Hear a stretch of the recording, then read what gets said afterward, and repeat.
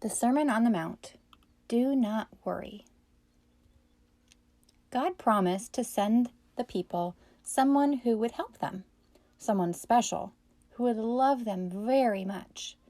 The people waited and waited and waited. They didn't know when or where the person would come. How would they know? Then one day, a very special baby was born, and God put a star in the sky so people would know. God sent angels to tell some shepherds working in a field. The angels sang songs of happiness. Some people began to wonder. The baby grew up and became a man. When he was baptized, God spoke and said, "This is my son, whom I love very much." The people were amazed and began to wonder. This same man began teaching the people about God. He healed them when they were sick. People heard about the wonderful things he said and did, and they began to follow him. People came from other towns to see him.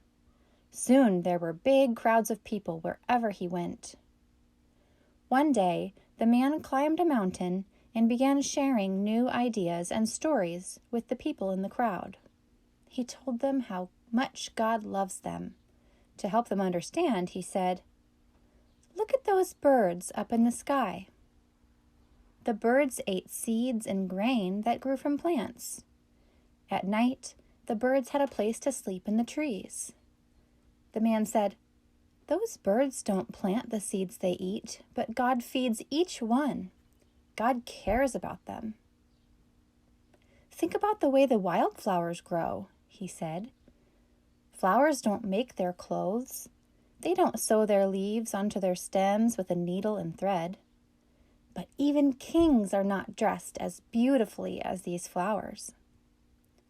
Then he said, "God makes beautiful flowers. God cares about them and sends rain for them to drink. God sends the warm sun to help the flowers grow. If God does that for the wildflowers, think about how God will care for you. God knows just what you need. God will take care of you. God loves you."